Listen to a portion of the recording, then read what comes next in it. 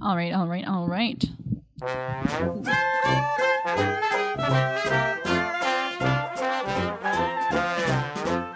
Welcome back to our newest episode of First Reaction Fan Reaction. I am your host, Cailin Clothier. With me is my co-host, Dara Whitman.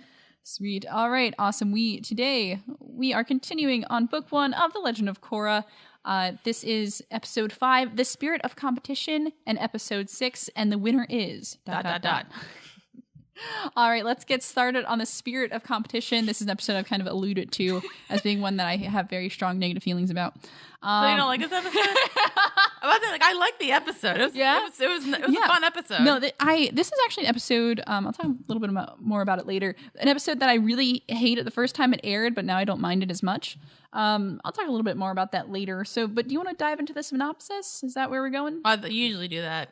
All right, because you're in charge. Yeah, hey, I'm in charge. Okay, so we start off. It's pro-bending season. This is a very kind of pro-bending season episode based. We don't really talk about much about the antagonists or like all the equalist stuff. It's not really important in this episode. I would say this episode is kind of fillery in a sense.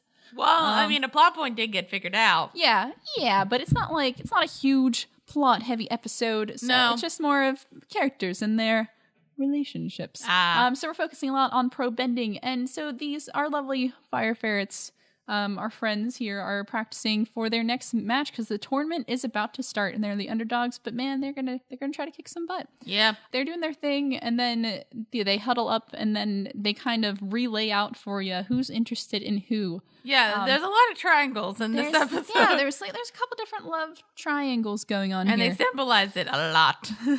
A lot. So we have our protagonist Korra. She's interested in the lovely Mako. But Mako, our brooding fire boy, is interested in the beautiful Asami. He's dating. Yeah, they're involved. With Asami Sato, the beautiful rich lady, but poor Bolin is interested in Korra, but he's not really getting much feedback on that. Yeah, so I'd like to point, because I've brought this out that there's I don't know what the official definition of a love triangle is. Yeah, but the way that people say it and the way it is most media, it's more just an angle. An angle. There's no really third connecting line there. Yeah, because basically more likely or not, there's two people are interested in one person. Yeah. But that person's only interested in one of them, so it doesn't count. Whereas a love triangle should technically be 2 people are interested in one person, and that person has feelings for both of them. So technically, if you think about it, Korra... all love triangles are a little bit gay. Yeah. Is that really what you're saying? Kind of. But anyway. Good. So as I was, if you think about it, technically, Korra, Bolin, and Mako are not technically a triangle. More like an angle. Yeah, because clearly Korra doesn't have feelings for Bolin. Nope. Which kind of sucks. But as it said, Mako clearly has feelings for both ladies. Yeah. So that's more of the... That's clearly a love triangle. That's more triangle-y at that point. But it's interesting, side note, if anybody's a fan of TV tropes really breaks down all the different ways you can do a love triangle. Yeah. There's 14, 15, 16 or whatever different ways to do a love triangle. We're doing a random episode later on. Maybe we'll talk about it then. We can talk so long about love triangles. All right, the Love Triangle podcast. All right, I'm so down. Anyway, so we get to see that kind of how those love triangles. We're reminded of who's interested in who. Asami shows up and they do that weird nose thing. I hate fucking nose thing. I hate the nose thing. I literally when it comes to if you want to show a couple being cutesy or whatever, I don't mind anything else, like a peck on the lips, on the cheek, a cute hug. Yeah, fine. Yeah, do not do the nose thing. Yep, the nose thing is dumb. So almost nope. Nope. Even if I'm dating somebody, we're not doing the nose thing. That's stupid. That's the worst thing to happen in this episode. I feel like you only do the nose thing to piss other people off. You know what I mean? But I don't feel like Mako would be pissing people off. No, I mean writing it in as a way to piss people off. Yeah. Plus, if I want to kind of point this out, way I might be more like Mako Asami. Yeah. Asami kind of helped Mako lighten up a bit. Yeah. He's not as broody. No, he's just lovely lady. Fans, if you're thinking one side, I might be thinking. I usually think opposite of some fans. Yeah. Yeah, I remember, oh my gosh, that was back in the Disney. I remember the ship wars.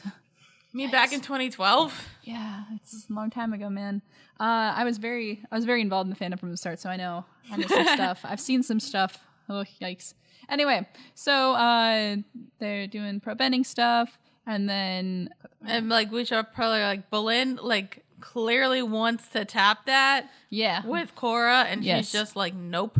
She's like, he's like, hey, so here we are alone, together, but also alone. Yeah. And then she's like, I gotta leave. Bye. Yeah. By the way, do you think like I know like there's like the point where like Mako and Bolin like having that discussion about Yeah, like that's what I was getting to. yeah, but I'm thinking like did Mako like already kind of like think that like maybe Bolin has feelings for Korra? Yeah. Well, in the I think it's the last episode where or the episode before when Bolin went over to the Air Temple Island, I think Mako remarked, lover boy, doing something. So Mako already kind of knew that Bolin was into Korra, but then they still have this conversation. So next scene, fast forward, and they're chilling in their apartment, and Bolin is like, yo, Mako, what do you think of Korra's girlfriend? And like Mako, being Mako, is like, he's like, I think she's great, but like I'm already with Asami and blah blah. And he's like, so like clearly. you.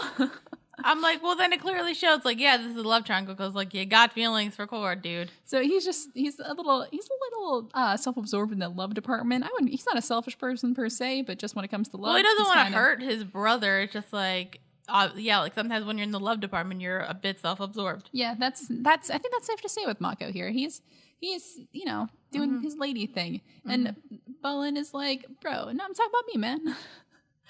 And Mako's like, oh man, I'm not sure if that's actually a good idea, man. Do you think it's not a good idea because he likes her or because of the team? Both probably. It's a mix between he uses the excuse it's about the team, but it's because he kind of likes her. You know what I mean? Especially because like Bolin points out, like you clearly just said she'd be a good girlfriend. Yeah, exactly. So like you'd be okay with like her dating, like you dating her, and then nothing bad would happen. And he's like, yeah, I'm not gonna date her though because I'm with this pretty person. But this one pretty person. I think Korra's pretty too. Yeah, they're all. Everybody's pretty. Everybody's pretty. And so then they have that conversation, and then you're like, talking about. Oh, I like the line where Bolin's like talking to Pablo, and he's like, you're talking about real love. A good line. Meanwhile, at Air Temple Island, I'm reading directly from the wiki. This is when Korra seeks romantic advice from two small girls. Terrible. Don't do that. Like, I mean, like I've seen videos like you can do that, but like you're not supposed to take it seriously. Yeah. Especially when it says you should just like burn a whole city and then burn a whole city and then jump into a volcano. I read it in a book, so obviously that means it's a good idea. And then like in Twilight, Remember that whole bit? Yeah. Where like, oh yeah, it's totally good to like jump off a cliff. You remember the part where she jumps off the cliff? Yeah. Hey, remember that bit where like she wants to turn into a vampire? Yeah. Hey, remember that bit where like they have sex and like it's clearly spousal abuse? Yeah, that was rough. Hey, remember that? Anybody remembers the part in the book where she's like trying to goad him into sex? That was weird. Nobody remembers Twilight's that. a great example. Don't read Twilight. We're going back a ways here. And then Korra's like, and she's trying to get advice, and then she's talking about how Mako is dating the, in quotes, prissy, beautiful, elegant rich girl. And she's like, oh man, blah, blah, blah. And then Pema comes in, right? Pema's like, hey, you know what? You should just tell him you like him because screw that other girl. Am I right? Well, okay. So by the way, like, I mean, and then we get like this story. Go ahead. And then I'll say my point. The backstory? Yeah. The backstory to that is that Pema once was also in that position where she really liked a guy, but his name Tenzin. But he was in another relationship with another woman. But then she was like, you know what? I'm just gonna go in there and tell him how I feel. And then they ended up happily ever after. And I said, Pema, isn't that like a homewrecker? I don't think it's very homewrecker because the point is like, okay, I'm gonna say what I feel, even if this person's with another person. You say what you feel, and then they just have to do with that what they will. They can either say, sorry, I'm with this other person, have a good day, or break up with that other person because they realize they're in love with you. So that's how I see it. And I think, like, technically Pema did the right thing. Like, if you like somebody, I know it's, like, really hard. I don't even do this half the time. But it's, like, really hard to do. So, like, if you really like somebody, just, like, say it, see what happens. It might end up great, or you'll get your heart broken. Nice.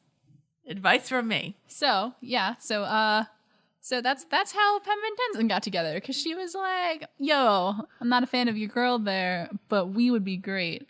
Just saying. Hey, you. And he was like, I don't like your girlfriend. No way. No way. I think you need a new one. I literally just thought of that. Oh my, I totally forgot about that song. But and then I'm sure Tenzin was like, oh man, I could get some I need a lot of babies. Are you into that? And she's probably like, I don't think that's the only reason he got with her. Not the only reason, but that's probably part of it. I'm just saying. We'll talk more about that later. Yeah.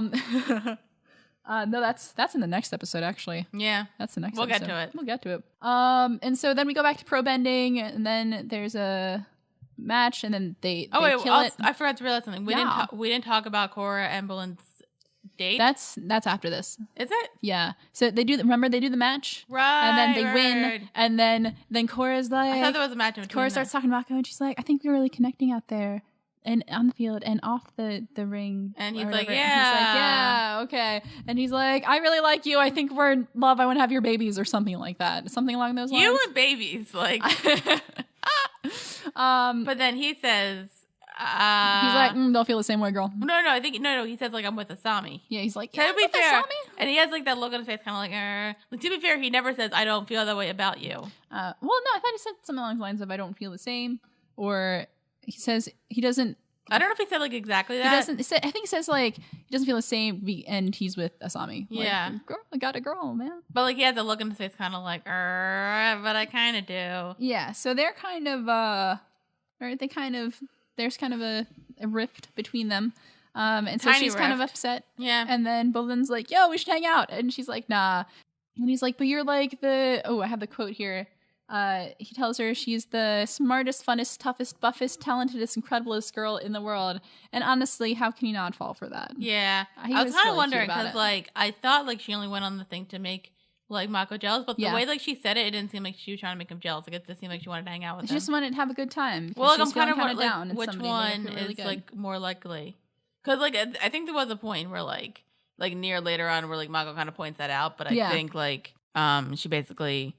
Like, it doesn't seem like she's trying to, like, be, like, because, like, if she just went out with Bolin to make Mako jealous, that would have been a dick move. Yeah, I don't think she did that necessarily, because originally he, like, went out and she's like, no, but then he compliments her and then she's like, okay. Oh, okay. I don't think she was trying to be. And she blushed a little bit. Yeah, it was cute. So then they go out. They go on a date, they eat some noodles, they burp a lot, which, you know, all right, I can relate to. Good date. So that's a good date. Yeah. That's my kind of date. But we also, we get introduced.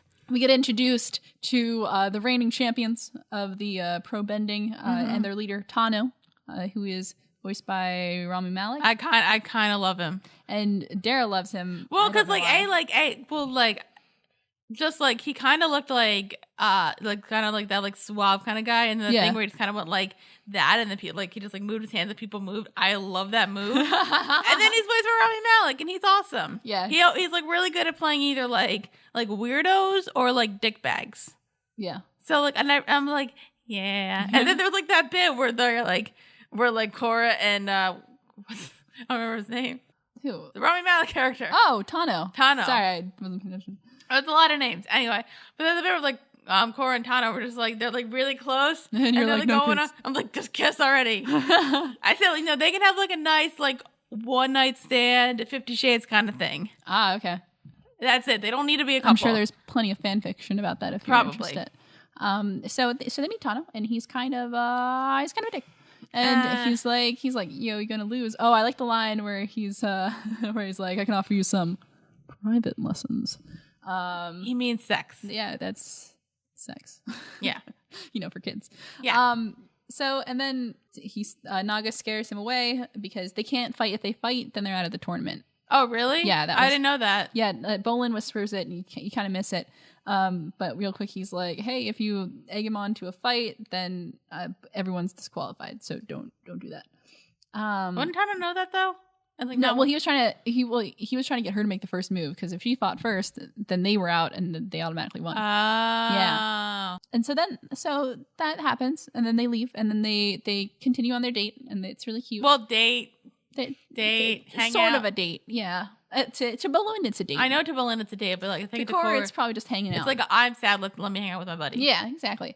Then they go up to like the thing that looked like the Eiffel Tower, and then there's this really cute shot where he's totally fallen for her, and you were like, oh, honey. I thought they were gonna kiss. Oh, honey, nah. I really thought they're gonna. Oh, well. Poor kid.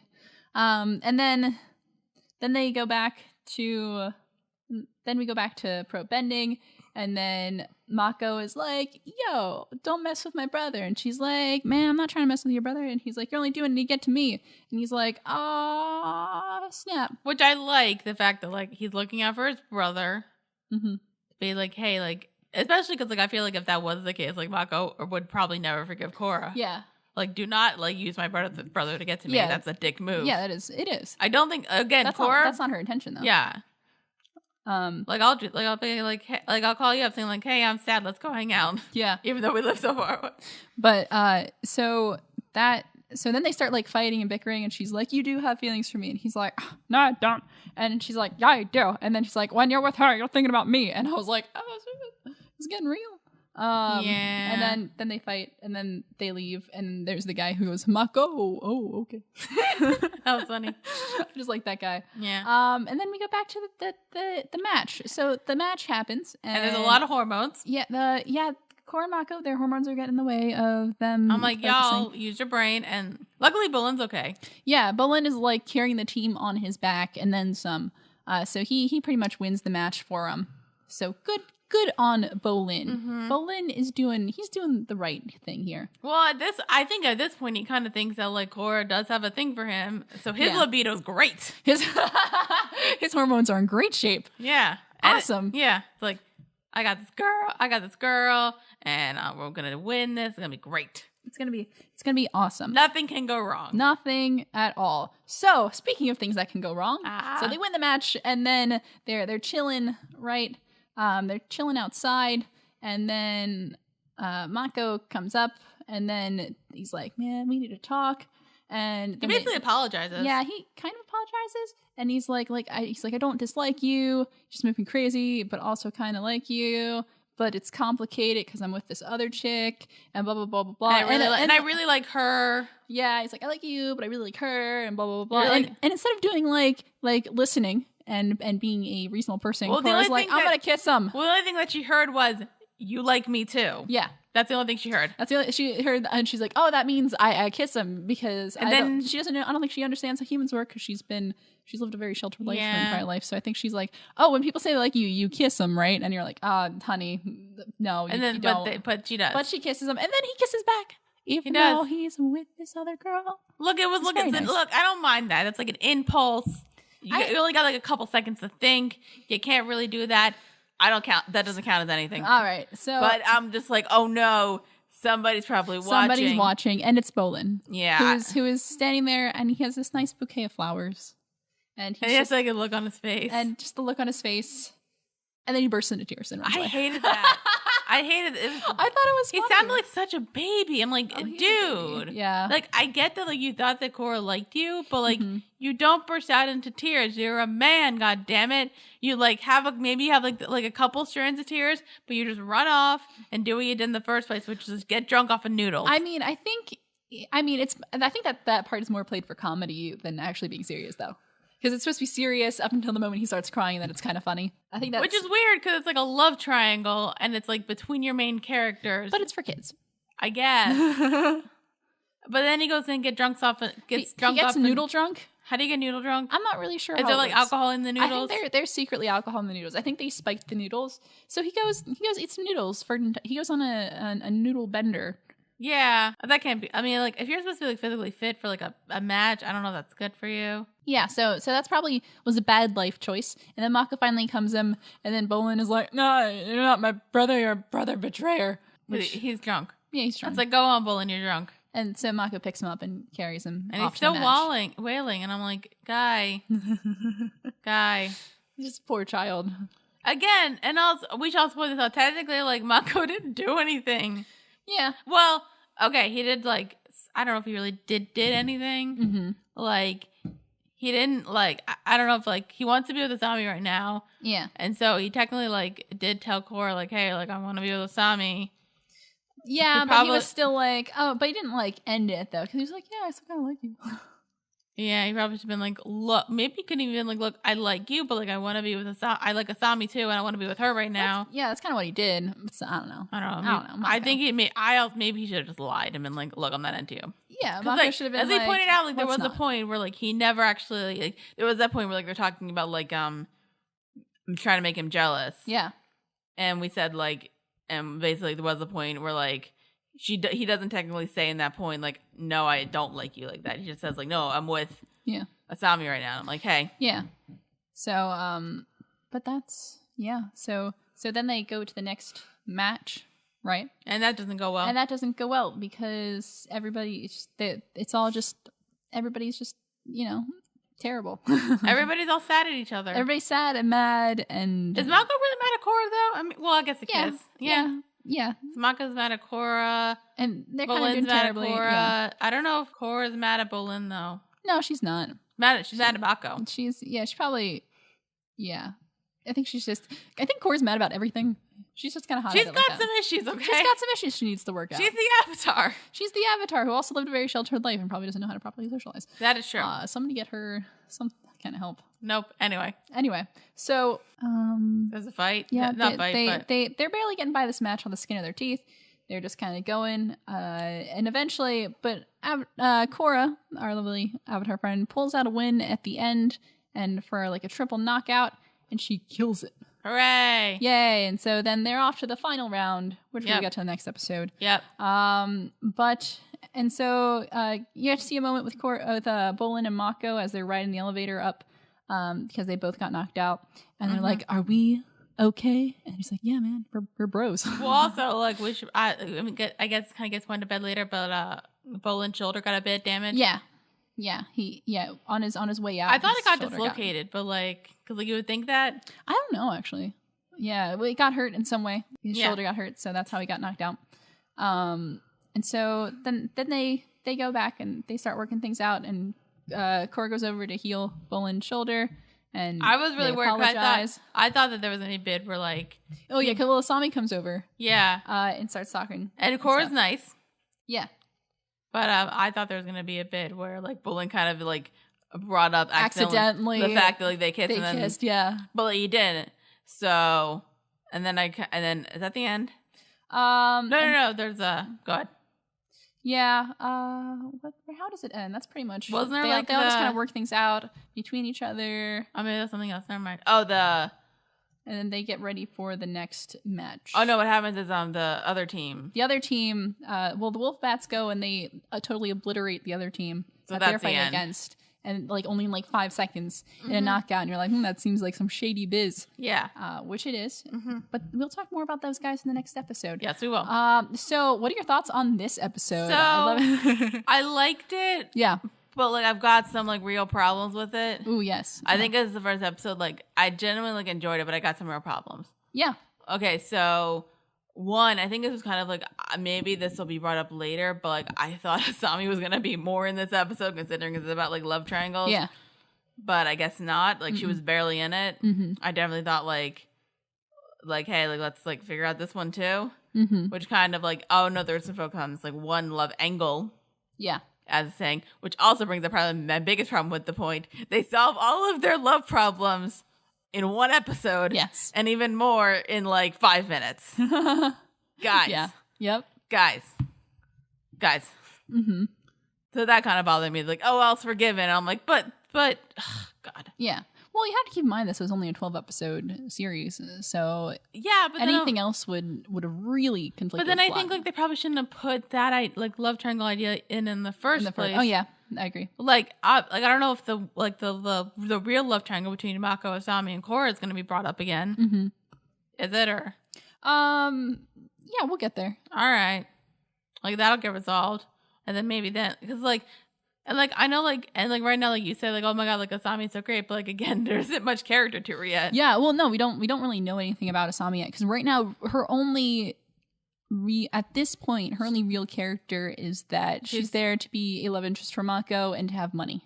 Yeah, that's really all we know about her. Yeah, I mean right like now. The only thing like it does seem like it's the fact that like she made Mako brood a bit less, which I do like. So good on her.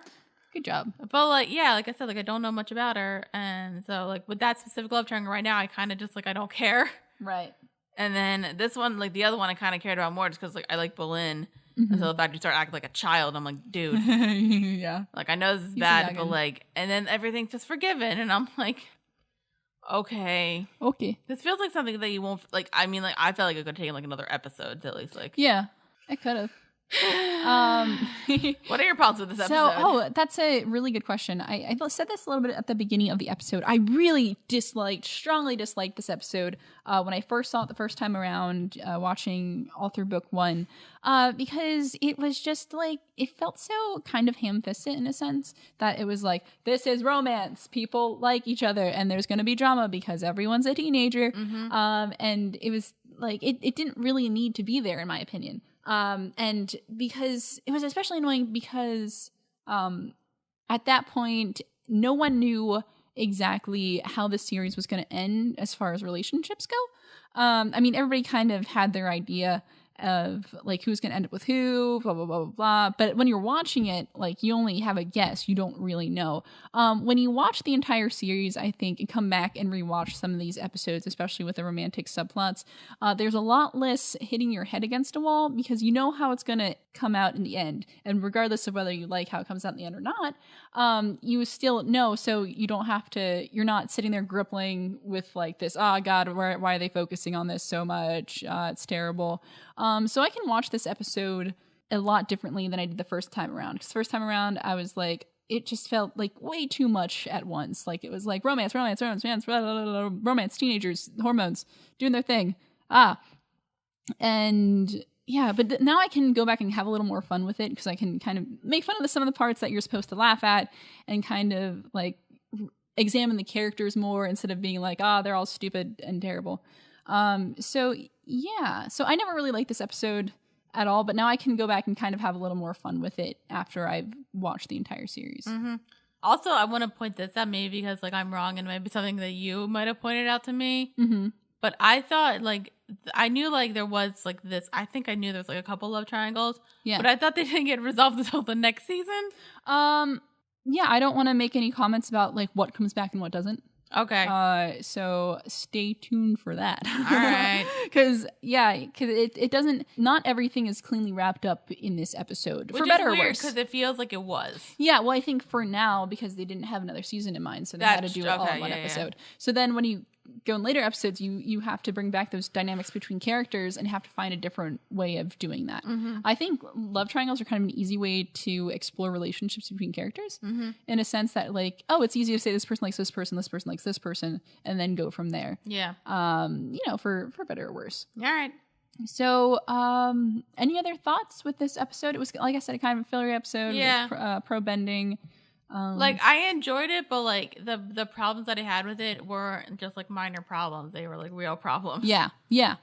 No, I think this episode definitely had some real problems too. I think some people like this episode and some people look down on this episode. It really depends what your thoughts are on the show and how it handles relationships. Which is weird because I like romance, but like this just like it didn't feel fully. I don't know. To me, I think my problem was that I felt like it wrapped up like too neatly.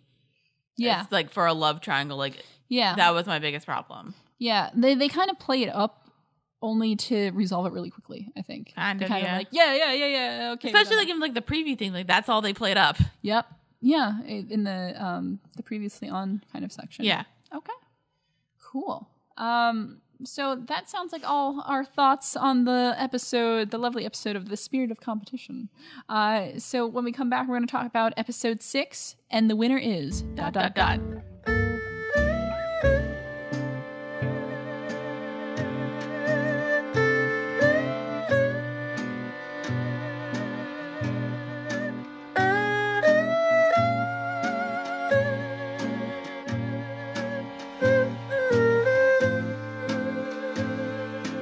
All right, welcome back. We're going to talk about the next episode, and the winner is ... All right, let's...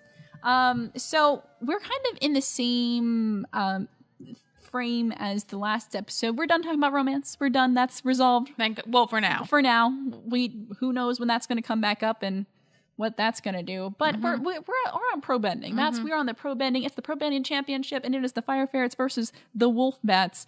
But before we get to that match, there are a couple roadblocks along the way. Yeah. On the radio, we hear Amon. He comes back. He's like, "Hey, you guys done with your romance? Because I got some plot for you." Yeah. And he says, you should shut down the pro bending match. Or else I'm going to blow up Parliament. Or there will be severe consequences. Or he'll blow up Parliament. Who knows? So that's not good.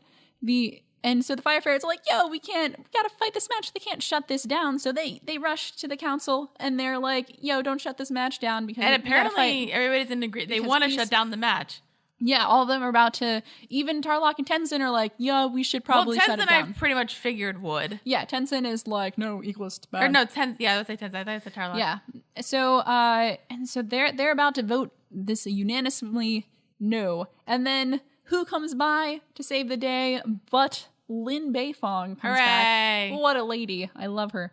And she's like, no, we got to keep this going. We can't let them win. I can't let them win. I like that idea, that the fact that like we can't let this is like giving in to them. I like that. It's giving in. It's appeasement, if you will. And she's like, I'll get my metal benders on it. We'll do the security. We can't even get chi blocked because our awesome metal armor. That's Grant, I think that because like I think it wouldn't have worked if it was like it didn't seem like that form fitting, so that makes sense. If it's not like form fitting, you can't like get to it. Yeah, but it's like it's armor and it looks really cool. And so she's like, I actually agree with Korra, and everyone's like, oh snap. So Tarlok changes his mind and he's like, all right, maybe we should have it. And then the rest of the council, being a bunch of sheep, are like, yeah, sure, well, whatever Tarlok says. Well, Tenzin's kind of like, eh. Well, Tenzin says no. Everyone else is like, yeah. So pro bending is on. Hooray! Awesome. All right, and so and then after this, so Tenzin is like, "Yo, Lin, can we talk? Can we have a sec?" And then so he's like, "I don't think this is a good idea, Lin. Like these guys got it out for you." And Lin's like, "Can handle myself, Tenzin." Alrighty, and then she storms off, and then Korra and Tenzin are talking, and then we find out that the other lady in the relationship of that whole Tenzin Pema love triangle was none other than Lin Beifong. Oh, did you like love my reaction when I figured that out? When you figured that out, you're like, wait, you didn't have to say anything. You were like, wait, does that? And I was like, yeah. And you're like, oh, does it? Yeah. And I was like, yeah. Because that makes perfect sense. Like, obviously, like, Toph was like good friends with like Aang and Katara, like obviously. So they obviously like grew up together as kids. Yep. Obviously, it's maybe at some point they would have gotten together. I think it's like I didn't pick up until like right then because like A, you don't really see them much together, and two, they don't seem like a really good fit. Yeah. I feel like they were a good fit back in the day, but they eventually grew apart. Well, that's the thing in Tenzin, like that they were growing apart. Yeah. And then he finds Pema and he's kind of like, hey, would you like to have my babies? My airbender babies? You keep saying, I think there's more to their relationship than babies. There is more to the relationship than babies, but I think a huge part of it is that Tenzin was like, man, we got to repopulate those airbenders. I feel like Lin would have been okay with having his babies. No, I don't think she would have been. She is a career woman. I get that, but still. No, she's a career woman. She does not have time for babies. She doesn't seem like she's good with kids at all. Like, no, but I get that, but I feel like maybe be a thing where it's kind of like, hey, like, I'll have the babies, but like I'm gonna be the career woman, and Tenzin can, take care of the kids. Like he'll be like a stay-at-home dad who does the council stuff sometimes. Yeah, maybe. Again, I don't think that'd be a good fit because like he just seems like too like there is like because they're both really like I said the thing like I kind of like the idea of like not like opposite attract but like somebody who kind of like balances you out and like they're like so on opposite sides I don't think they would have balanced each other out. Yeah. So we find out a little of their history there, and they're like, you and Beifong and you, gasp. So she keeps calling her Beifong, not Lin, I guess because. Beifong, I think because she's like Chief Beifong. Like, that's her title. And so it's like a formality kind of thing, even though only half the people have last names in this show. Yeah. Like what's Tenzin's last name? Tenzin doesn't have a last name. Did Aang have a last name? Nope. Neither did Katara. Katara and Sokka do not have last names. Does Korra have a last name? Korra does not have a last name. Mako and Bolin don't have last names. Asami has a last name. But that's a plot point, though. Yeah. Exactly. So it's weird how the last name thing works in this series. I'm not really sure. Oh, and then there's a scene with a warehouse, and they're like loading these trucks with wooden crates, and they're like, oh man, what's going on here? And Stuff's gonna go down. Stuff's gonna go down, and then we go back to the arena, and there's metal bending police everywhere, like everywhere. They're checking the stands. They're outside. They're on the lake, with the boats, and they're like, all right, so we're waiting for that, and then not suddenly, but then we go back, and it's we're on pro bending now. It's the match. It's the final match between the Fire Ferrets and the Wolf Bats, and things are about to go down. I love but not before a cute little show with Pabu. Mm-hmm. And then Tano shows up, and Dara was really happy. Because they No, have like honestly, like their whole like get up kind of reminded me of the purple cobras from Dodgeball. It's like that was so ridiculous. I loved it.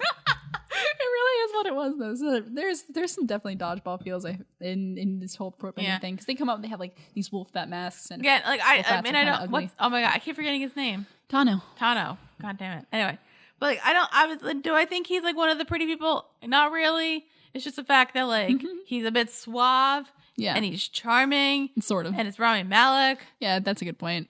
So that's a good point. I'm good. I'm down for He doesn't have a good looking face though. Like that's just my thing. Yeah, all right. And his hair is weird.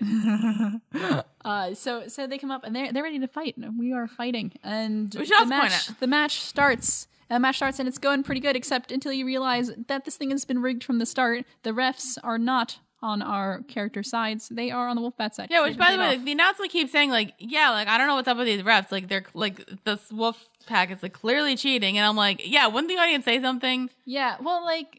But who really has the rules in the end? It's the refs. So I know, but like the crowd, but like usually like there would be uproar, guys. There would be uproar, but in the end, can they really do anything about it? Just like with the United States elections. Thank you. I'm gonna cut that out. Okay. So these are we're raising the real questions here. Anyway, so this match continues, and it's rigged. It's so rigged. Well, and like there's one point where like they think they got a knockout, but. You know, Korra's up there, and then she throws Mako up, and Mako gets the round, or I don't know, something. Oh yeah, because they were like over that, like they thought they got them both knocked over, but then Korra hold on. She like flings them up to the side, and then he like comes back. And it's like I forget if they won that round or they. I think they won. Or like they just didn't lose. I forget. Anyway. And then, so they lose the first round. The second round goes to a 1v1, and then Korra kicks the crap out of Tano. Like you do. A tiebreaker. And it's really exciting. And then they are on the last round, all three get knocked out because of some, they're breaking the rules. They're doing things like illegal headshots and some dirty water. Yeah. And some other things. So they get knocked out, and they're like, oh man, it's over. This is really lame. And then people start... Getting electrocuted? Yeah, you see the masks are coming up, and you're like, oh man, something's about to go down. Yeah. People are pulling out these gloves that electrify people. Yeah. And then people just start getting electrified, including Lin and Tenzin. And so they're out. They're out for a little bit. And then there's some really funny commentary by the commentator guy whose name is Shiro Shinobi, which is Japanese for white ninja. That's just a fun fact right there. He just keeps commentating, and I'm like, dude, maybe you want to run? No, that's my favorite part. I know, I liked it. I'm just saying. I am currently wetting my pants. And then, so nobody died. They just get electrocuted heavily. Yeah. But there's even the bit where, like, the firefighter's, like, in the water, and there's more electrocution, and I'm like, hey, y'all. That can kill them. Yeah, like the lieutenant comes down, he just decides to electrify where everyone's in. I'm like, oh, that can kill people. And wasn't this part about, like, let's not kill the Avatar right now, guys? Let's not kill people. And also, like, I would think, like, if you kill our friends, like, she's gonna come after you. Yeah. With full force. Mm-hmm. Then you're gonna, like, have to take away her bending power. Yep. And it's not gonna end well for you. Yeah, your plans are pretty much screwed either way. Well, that part is screwed. I think their, like, initial plan. So, which, by the way, like, so they knew that, like, if this went on, then the Wolfpack would win. Yeah. Because they knew it was rigged. Yeah, they knew it was rigged. So they knew that, like, no matter what, they clearly weren't going to get, like, Korra and Mako. Yeah, well, they had this plan. They're pretty good planning this because they knew that the cheaters were going to be the winners. And then they come up. So Amon just pops up out of the center ring because I guess that's what he does. And then you saw my face too when I was, like, figured out what was going to happen. Yeah, as soon as you figured out what was going to happen, I was like, you're like, oh no. And so they approached the winners, the White Falls Wolfbats, and he takes the bending away. Yeah, they're done. And you get this great shot of Tano's face, which is like super detailed. It's kind of creepy. Yeah. Of him about to get his bending taken away. Yikes. So that happens. And then he makes a speech. Then he makes a speech. He's like, I chose cheaters and bending is bad and people oppress non-benders. Yeah, meanwhile, our hapless group of fire ferrets are tied up. Yeah. They're tied up, and so they have to get Pabu to untie them by speaking their language. So Bolin has a secret skill of being able to speak Fire Ferret, apparently. Sure, why not? Or maybe they just taught Pabu how to, like, do the clicky thing. He is not a one-trick poodle pony. What's the quote? He's not even a poodle, though. I know. It's a joke. I know. Anyway. There's a part where like we also get like the brief flashback thing for a second again. Oh yeah. That comes back. What a is couple that? Episodes ago. We'll find out later. All right. That comes back. Don't you worry. We'll have a nice flashback time. I thought about that episode and I got really excited. All right. It's a good episode. So then they get out and Korra is like, oh man, we gotta get this thing to happen. So she breaks free and then tries to get up to where the airship is because there's a big old equalist airship that's just floating around. Yeah, that was a nice scene. I like that. Yeah, and so she gets some help from the lovely Lin Beifong, who is like spinning around all over like metal cables like she's Spider Lin or something. Spider Lin does whatever a spider can. Yeah, and so it's just a really cool scene with just the fight scene between everyone. You got Lin, Korra, the lieutenant guy, Amon, and it's just a bunch of action. Yeah, on the thing. Yeah, it was cool. I liked it. Yeah. So that's pretty much that takes up the rest of the episode. This whole fight. Well, thing. also it made the arena. Yeah, they kind of explode the arena a little bit. Everybody gets exploded. Everybody gets exploded. Everybody so basically, leaves. this whole thing was planned out, and that plan, that did work pretty well. Yep. Except for, like, I feel like Armand's got, like, the good idea plan, and, like, as long as you listen to him, you're okay. Yeah, he's pretty smart. If you go on, like, opposite directions, like, try to execute the Avatar, I feel like that wasn't part of the plan. Don't do that. Yeah. Because that's stupid. That was stupid. Thanks, Lieutenant. You killed us all. Well, no, because she's still alive. Yeah, but anyway, so Korra is fighting, and then she accidentally, like, falls through the thing, and then Lin, who's, like, almost at the airship, she's almost going to capture Mon, but she's like, nah, I gotta peace out, so she goes and saves Korra, and basically, they count this one as a loss, and Tenzin ends the episode on a downer note, saying that Republic City is now at war. Well, again, I guess I kind of like that because the fact that, like, this is, like, halfway done, basically. Yeah, so, this is a halfway point for the series. The first season, I should say.